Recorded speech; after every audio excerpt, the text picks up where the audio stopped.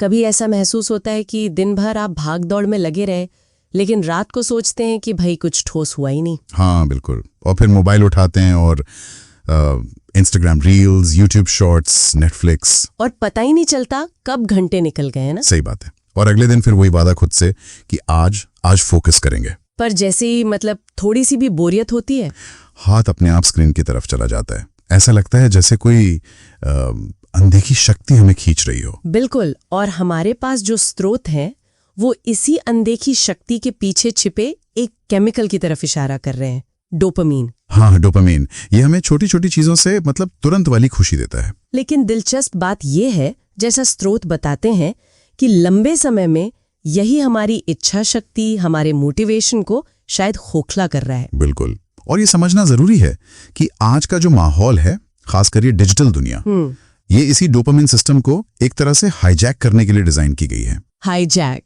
मतलब ये हमें आसान फटाफट मिलने वाले प्लेजर की तरफ धकेलती है, चाहे वो हमारे असली लक्ष्यों के लिए ठीक ना भी हो। और यही तो है आधुनिक जीवन की एक अजीब सी पहेली है ना। हर चीज तुरंत चाहिए, fast food, fast internet, fast results, यहाँ तक कि फास्ट हैप्पीनेस भी। सुबह आँख खुलते ही पहला काम मोबाइल चेक करना, दिन भर नोटिफिकेशंस की बौछार। और इस तेज रफ्तार के चक्कर में हम शायद कुछ बहुत कीमती खो रहे हैं। क्या खो रहे हैं? वो ठहराव, वो फोकस। बाहर से सब चमकदार दिखता है, स्क्रीन की लाइट, सोशल मीडिया पर परफेक्ट जिंदगियां, पर अंदर शायद एक खालीपन है, एक बेचैनी। हाँ, स्रोत इसे एक ऐसी लत की तरह बताते हैं जो दिखती नहीं, पर अंदर ही अंदर हमारे फोकस और धैर्य को कमजोर करती जाती है। तो ये सिर्फ हमारी कमजोरी नहीं है, हमारे आसपास का माहौल भी। बिल्कुल, उसका बहुत बड़ा हाथ है। स्रोत बताते हैं कि ये जो लगातार स्टिमुलेशन है ना, ये हमारे दिमाग की वायरिंग को बदल रहा है। कैसे? दिमाग को अब शांति या बोरियत नहीं चाहिए, उसे अगला हिट चाहिए, डोपामाइन का अगला रिलीज। अच्छा, इसी वजह से शायद वो काम जो पहले सुकून देते थे, जैसे कोई किताब पढ़ना या बस यूं ही बैठकर सोचना, वो अब मुश्किल लगते हैं, उबाऊ लगते हैं। यहीं पर वो कॉन्सेप्ट आता है जिसे स्रोत डोपामाइन लूप कह रहे हैं। हाँ बिल्कुल, इसे एक तरह के चक्कर की तरह सोचिए। बोरियत हुई, हमने फोन उठाया, स्क्रॉल किया, हाँ, या गेम खेला, डोपामाइन का एक छोटा सा रिलीज मिला, तुरंत राहत। लेकिन थोड़ी देर बाद शायद अपराध बोध, गिल्ट के टाइम बर्बाद कर दिया। और फिर उस गिल्ट से बचने के लिए फिर से वही स्क्रीन, वही इंस्टेंट ग्रेटिफिकेशन, और ये चक्र ये चलता रहता है। तो हम सोचते हैं कि हम बहुत व्यस्त हैं, पर शायद हम सिर्फ डिस्ट्रैक्टेड हैं। काफी हद तक।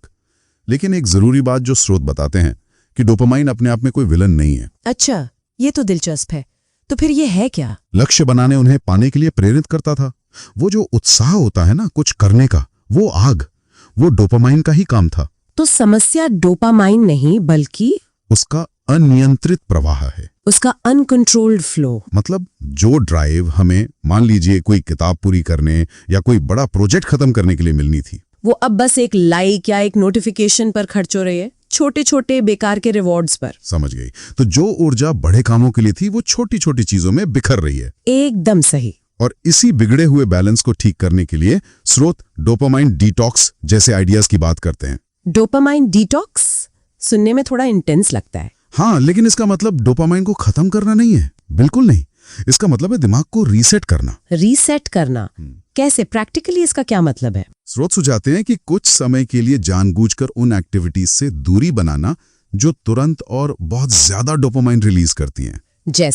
जैसे सोशल मीडिया लगातार चेक करना, बिंज वॉचिंग, बहुत ज्यादा जंक फूड, शायद बहुत उत्तेजक संगीत भी कुछ लोगों के लिए। अच्छा, और इसका मकसद क्या है? मकसद है दिमाग की डोपामाइन के प्रति जो सेंसिटिविटी बढ़ गई है उसे वापस नॉर्मल करना, ताकि छोटी ज्यादा सार्थक चीजों से भी खुशी और प्रेरणा मिल सके।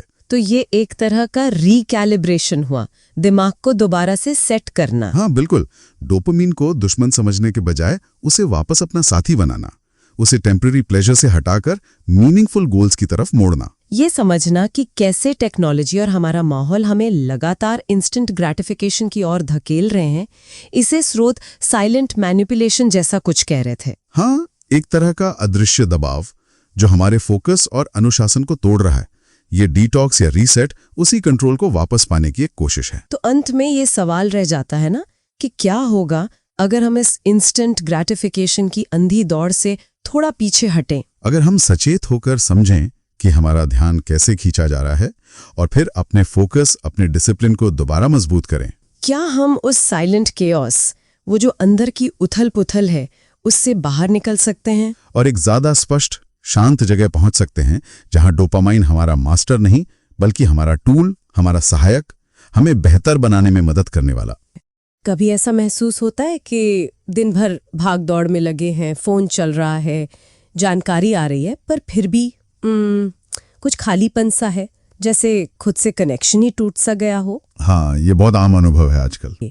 ये जो लगातार उत्तेजना की जरूरत है, और एक तरीका जो सुनने में आता है, डोपामिन डिटॉक्स, इस पर हमारे पास जो सामग्री है उससे समझने की कोशिश करेंगे। बिल्कुल। ये डोपामिन लूप समझना, ये जो आदत है ना लगातार कुछ करते रहने की, चेक करते रहने की, ये आखिर है क्या? हाँ, और क्या ये डोपामिन डिटॉक्स वाकई इससे निकलने में मदद कर सकता है, जैसा इन सोर्सेज में बताया गया है? तो इन विचारों में कहा गया है कि ये डोपामिन लूप असल में वो छोटे छोटे तुरंत मिलने वाले मजे का एक अंतहीन चक्कर है। इंस्टेंट ग्रेटिफिकेशन जिसे कहते हैं। हाँ, जैसे सोशल मीडिया स्क्रॉल करना, फटाक से ईमेल खोल लेना, कोई नोटिफिकेशन आया देख लिया। हर बार दिमाग को एक छोटा सा रिवॉर्ड मिलता है, किक मिलती है। लेकिन प्रॉब्लम ये है कि इससे संतुष्टि नहीं मिलती, बस और चाहिए होता है। सही। ये ऐसा है जैसे एक ग्लास में पानी भरे जा रहे हैं, पर वो कभी भरता ही नहीं। और जो जरूरी चीजें हैं जैसे फोकस, शांति, उसके लिए जगह ही नहीं बचती। बिल्कुल। और एक दिलचस्प बात जो सामने आती है वो ये है कि धीरे धीरे ना हम इसके कारण ऑटो पायलट मोड में चले जाते हैं। ऑटो पायलट मोड मतलब हम बस रिएक्ट करते हैं, सोचते नहीं कि हम ये क्यों कर रहे हैं। फोन बजा, उठा लिया। अच्छा। नोटिफिकेशन आया, देख लिया। हम अपने एक्शन के समझ लीजिए ड्राइवर नहीं रहते, बस पैसेंजर बन जाते हैं। हाँ, बस बहते चले जाते हैं। और नतीजा, खुद से दूरी बढ़ जाती है। तो इन लेखों का एक मेन पॉइंट है कि इस पैटर्न को तोड़ने का पहला कदम है जागरूकता, ये पहचानना कि हम कैसे इस चक्र में फंसे हुए हैं। और जब ये एहसास होता है तब आता है डोपामिन डिटॉक्स का आइडिया। हाँ, सामग्री इसे एक तरह का मेंटल रीसेट बता रही है, जैसे सिस्टम को रीबूट करना। सही। इसका मतलब है जानबूझकर उन चीजों से कुछ समय के लिए दूरी बनाना जो डोपामिन का वो इंस्टेंट हिट देती हैं। इसमें सिर्फ स्क्रीन टाइम कम करना ही नहीं है शायद। नहीं, बिल्कुल नहीं। हो सकता है बार बार मीठा खाना हो या लगातार शोर वाले माहौल से हटना, ये सब इसमें आ सकता है। हाँ, और ये जानना बहुत जरूरी है, जैसा कि स्रोत साफ कहते हैं कि ये शुरुआत में आसान नहीं होगा। बिल्कुल नहीं। बेचैनी होगी, बहुत बेचैनी महसूस होगी, बोरियत लगेगी, दिमाग बार बार उधर ही भागेगा, उसी इंस्टेंट मजे की तरफ जिसका वो आदी हो चुका है। अच्छा। इसको ऐसे समझ सकते हैं जैसे कोई स्मोकिंग छोड़ने की कोशिश करता है पहली बार, वो एक खालीपन, एक छटपटाहट होती है ना। हाँ हाँ। लेकिन यहीं पर इन विचारों के मुताबिक असली बदलाव की शुरुआत होती है। मतलब उस बेचैनी से भागने की बजाय उसे महसूस करना, वही पहला कदम है। एग्जैक्टली, सही कहा। जब हम उस शुरुआती तकलीफ को सह लेते हैं, झेल लेते हैं, तो हम डोपामिन के उस ऑटोमेटिक कंट्रोल से बाहर आना शुरू करते हैं। सामग्री इशारा करती है कि जो खामोशी या खालीपन शुरू में डरावना लगता है ना, वही धीरे धीरे हमारी ताकत बन सकता है। यहीं से सेंसिटिविटी लौटनी शुरू होते हैं। इन दस्तावेजों में एक दिन की डिटॉक्स का एक प्लान जैसा भी दिया है। हाँ, एक सैंपल प्लान है। जैसे सुबह उठो तो फोन मत देखो, थोड़ी देर शांति से बैठो, अपने ख्याल लिखो बिना जज किए। हाँ, बिना फिल्टर के, बिना हेडफोन के टहलने जाओ, अपने आसपास की छोटी छोटी चीजों पर ध्यान दो, पत्ती का रंग कैसा है, हवा की आवाज। ये चीजें जो शायद पहले बोरिंग लगती थी। सही। डिटॉक्स के बाद शायद इनमें दिलचस्पी जगे। और इसका गहरा मतलब ये है कि हमारी संवेदनशीलता, हमारी सेंसिटिविटी फिर से जाग उठती है। अच्छा। हम उन चीजों को महसूस करने लगते हैं जिन्हें रोज की भागदौड़ में हम अनदेखा कर देते हैं। अपनी सांसों की गति शायद, या खाने का असली स्वाद, वो हमारे अंदर है। अंदरूनी शक्ति। हाँ, ये डिटॉक्स हमें उसी अंदरूनी स्थिरता और शक्ति से दोबारा जोड़ने का एक तरीका हो सकता है। सिद्धांत बहुत सरल है, शोर कम करो, खुद से जुड़ो। इसे सिर्फ एक बार का एक्सपेरिमेंट नहीं बल्कि आदत बनाने की बात भी कही गई है। बिल्कुल, ये लॉन्ग टर्म चीज है। धीरे धीरे जहां हम वो हाई डोपामिन वाली चीजें करते थे, जैसे घंटों स्क्रॉल करना, वहां कुछ ऐसी एक्टिविटीज को जगह देना जो गहरी संतुष्टि दें, भले ही उनमें वो इंस्टेंट मजा ना हो। हाँ, जैसे जर्नलिंग करना, कोई किताब ध्यान से पढ़ना, या बस बाहर प्रकृति में समय बिताना। ये एक धीमी प्रक्रिया है, कोई क्विक फिक्स नहीं है। ये स्क्रॉलिंग की जगह जर्नलिंग आ गई, बिंज वॉचिंग की जगह माइंडफुल वॉकिंग आ गई, रैंडम गेमिंग की जगह शायद कोई स्किल सीखना। ये आदतों का बदलाव है। हाँ, न कि सिर्फ एक दिन का परहेज। तो कुल मिलाकर देखें तो ये डोपामिन डिटॉक्स कोई जादू की छड़ी नहीं है। नहीं, बिल्कुल नहीं। बल्कि एक सचेत कोशिश है।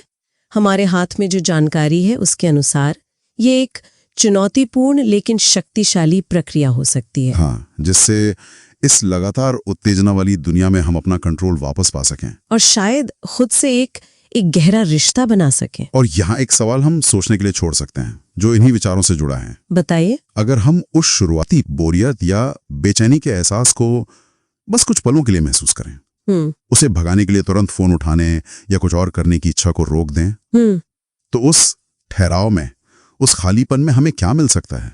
वो खामोशी हमें अपने बारे में क्या सिखा सकती है? हमारे पास कुछ दिलचस्प स्टडीज और आर्टिकल्स हैं जो बताते हैं कि भाई सिर्फ इच्छा शक्ति से बुरी आदतों को बदलना शायद काफी नहीं है। तो चलिए इस पर थोड़ी गहराई से बात करते हैं। तो पहली बात जो सामने आती है वो ये कि सिर्फ जैसे मान लीजिए बार बार फोन चेक करने की आदत है तो उसे बस छोड़ देना ये काफी नहीं है। ये बात सही है? हाँ, बिल्कुल सही। स्रोत यही कहते हैं कि अगर आपने बुरी आदत छोड़ी और उसकी जगह वो जो खालीपन आया उसे किसी अच्छी मतलब उद्देश्यपूर्ण चीज से नहीं भरा, तो वो पुरानी आदत है ना, वो और जोर से वापस आ सकती है। अच्छा। दिमाग को खालीपन पसंद नहीं, तो असली बदलाव सिर्फ छोड़ने में नहीं है बल्कि सही चीज से बदलने में है। ये बहुत जरूरी बात है। तो फिर सवाल ये नहीं कि आदत कैसे छोड़ें, बल्कि ये कि उसकी जगह लाएं क्या। हाँ, एग्जैक्टली। और इसके लिए ना उस आदत के पीछे का जो इमोशनल ट्रिगर है, मतलब किस भावना की वजह से वो आदत शुरू होती है, उसे समझना बहुत जरूरी है। इमोशनल ट्रिगर जैसे क्या हो सकता है? वो कुछ भी हो सकता है, जैसे तनाव महसूस हो रहा है, बोरियत हो रही है, शायद अकेलापन लग रहा है, या कभी कभी तो बस रूटीन का हिस्सा बन जाता है। हाँ। और जैसे ही वो फीलिंग आती है, हमारा दिमाग क्या करता है, वो फौरन एक इनाम, एक रिवॉर्ड ढूंढता है। और वो रिवॉर्ड अक्सर वो बुरी आदत ही होती है। हाँ बिल्कुल, वो फोन उठा लेना या कुछ मीठा खा लेना। तो ये समझना होगा कि उस पल दिमाग को असल में चाहिए क्या था। क्या वो सच में फोन देखना चाहता था या वो बस उस तनाव से, उस बोरियत से बचना चाहता था? सही बात है। और यहीं पर स्रोत एक बड़ा प्रैक्टिकल तरीका बताते हैं। वो कहते हैं कि उसी इमोशनल ट्रिगर के साथ आप एक सचेत क्रिया, मतलब एक कॉन्शियस एक्शन जोड़ दें, लेकिन वो एक्शन ऐसा हो जो फौरी राहत नहीं बल्कि थोड़ी लंबी गहरी संतुष्टि दे। हाँ, जैसे स्रोत उदाहरण देते हैं कि अगर तनाव महसूस हो रहा है और हाथ फोन की तरफ जा रहा है, तो उसकी बजाय क्यों ना 3 गहरी सांसें ली जाएं, या बस 2 मिनट शांति से बैठ जाएं। हाँ, या शायद उठकर थोड़ी स्ट्रेचिंग कर ली। बिल्कुल, ये छोटे छोटे कदम हैं, लेकिन ये दिमाग को रीट्रेन करते हैं। ये सिग्नल भेजते हैं कि देखो, भावनाओं को संभालने के और भी तरीके हैं, बेहतर तरीके। स्रोत इसे कहते हैं हैबिट रिप्लेसमेंट, आदत को बदलना। ये सिर्फ आदत बदलना नहीं है, ये अपनी भावनाओं से डील करने का एक नया तरीका सीखना है। और इससे ना धीरे धीरे ज्यादा एनर्जी, ज्यादा फोकस, एक शांति सी महसूस होती है। ये तो हुई बुरी आदत को हटाने और बदलने की बात, पर अच्छी आदतें बनानी भी तो हैं। उसके लिए भी कुछ है। हाँ, बिल्कुल। स्रोतों में एक और बड़ी मजेदार तकनीक का जिक्र है, हैबिट स्टैकिंग। हैबिट स्टैकिंग, ये क्या चीज है? सुनने में इंटरेस्टिंग लग रहा है। ये बहुत सरल है पर असरदार है।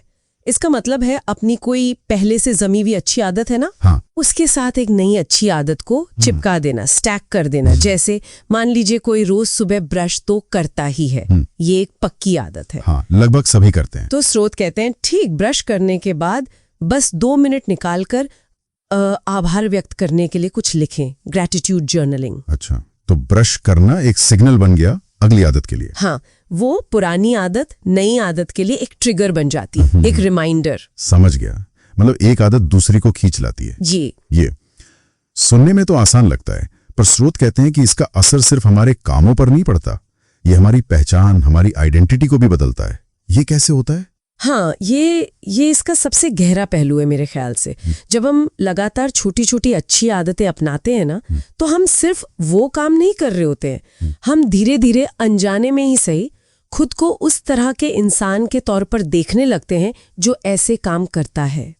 मतलब बजाय ये सोचने के मुझे ज्यादा डिसिप्लिन चाहिए या मुझे अनुशासित बनना है, व्यक्ति अंदर से महसूस करने लगता है मैं एक अनुशासित व्यक्ति हूँ या मैं एक हेल्दी इंसान हूँ। वाह, ये तो पर्सपेक्टिव शिफ्ट है पूरा। बिल्कुल, ये पहचान का बदलाव है। और जब आदत आपकी पहचान का हिस्सा बन जाती है तो वो ज्यादा आसानी से टिकती है। उसे बनाए रखने के लिए जबरदस्ती नहीं करनी पड़ती। लेकिन फिर भी वो जो कंसिस्टेंसी वाली बात है, निरंतरता, अक्सर शुरू तो कर लेते हैं जोर शोर से, पर फिर गाड़ी पटरी से उतर जाती है।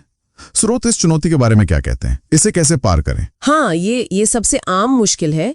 देखिए, स्रोत इस पर जोर देते हैं कि कंसिस्टेंसी सिर्फ जबरदस्ती या इच्छा शक्ति से नहीं आती, वो टिकती नहीं है। वैसे असली निरंतरता तब आती है जब हमारी आदतें हमारे गहरे मूल्यों, हमारे जीवन के मकसद, हमारे वैल्यूज से जुड़ जाती हैं। मतलब आदत के पीछे का क्यों क्लियर होना चाहिए। एग्जैक्टली। खुद से ये पूछना जरूरी हो जाता है, ये जो नई आदत मैं बना रही हूँ या बना रहा हूँ, क्या ये वाकई उस जिंदगी से मेल खाती है जो मैं जीना चाहता हूँ? क्या ये मेरे लिए सच में मायने रखती है? तो अगर जवाब हाँ है तो टिकने के चांस ज्यादा है। बिल्कुल। जब आदत सिर्फ एक काम नहीं रह जाती बल्कि एक इरादा, एक इंटेंशन बन जाती है, तब उसमें ताकत आती है। स्रोत इसे एक तरह का साइलेंट ट्रांसफॉर्मेशन कहते हैं, एक खामोश बदलाव जो हर दिन, हर छोटे चुनाव से धीरे धीरे शक्ल लेता है। शायद बाहर से तुरंत ना दिखे, पर अंदर बहुत कुछ बदल रहा होता है। और आखिर में डोपामाइन डिटॉक्स, इसका जिक्र भी है। स्रोत इसे सिर्फ कुछ दिन फोन बंद करके बैठ जाना ऐसा नहीं मानते। वो इसे एक अवेकनिंग, एक तरह की जागृति कहते हैं। इसका क्या मतलब हुआ? हाँ, डिटॉक्स का जो गहरा मतलब है वो सिर्फ स्क्रीन टाइम कम करना नहीं है। वो है अपने दिमाग को उन सस्ते, आसान डोपामिन हिट से रीसेट करना जो हमें लगातार मिलते रहते हैं। सोशल मीडिया नोटिफिकेशन या लगातार कुछ ना कुछ देखते रहना, ये एक मौका है अपनी प्राथमिकताओं को, अपनी प्रायोरिटीज को दोबारा समझने का, तय करने का। अच्छा। स्रोत इसे एक तरह से याद दिलाना मानते हैं कि हम मशीनें नहीं हैं जिन्हें 24 घंटे मनोरंजन या उत्तेजना चाहिए। तो ये हमें अपनी अंदरूनी ताकत से जोड़ता है। हाँ, ये उस आंतरिक स्वरूप को जगाने जैसा है जो ज्यादा स्पष्टता, उद्देश्य और जवाबदेही से चलता है। ये याद दिलाता है कि असली कंट्रोल किसी ऐप या डिवाइस में नहीं है, वो हमारे अपने चुनाव में है, हमारे इरादों में है। डिटॉक्स हमें उस शांति और फोकस से दोबारा कनेक्ट करने में मदद कर सकता है जो शायद कहीं खो गया है। तो कुल मिलाकर आज की इस चर्चा से क्या समझ आता है? यही कि आदतें बदलना सिर्फ दांत भींचकर विल पावर दिखाने जैसा नहीं है। ये तो अपनी भावनाओं को, अपने ट्रिगर्स को, अपने मूल्यों को, यहाँ तक कि अपनी पहचान को समझने और शायद बदलने की गहरी प्रक्रिया है। बिल्कुल। और स्रोत हमें एक आखिरी विचार के साथ छोड़ते हैं सोचने के लिए कि वो पहली बुरी आदत कौन सी है जिसे बदलने का मन है। और इस पर मनन करने के लिए एक छोटा सा टास्क हो सकता है इस हफ्ते कि आपने किसी एक इमोशनल ट्रिगर और उससे जुड़ी आदत को सिर्फ नोटिस करने की कोशिश की जा सकती है, बिना जज किए। बस देखना कि अच्छा ये होता है। सिर्फ जागरूकता। हाँ, सिर्फ जागरूकता। क्योंकि स्रोतों के अनुसार ये जानना, ये पहचानना ही बदलाव की तरफ पहला और शायद सबसे अहम कदम है।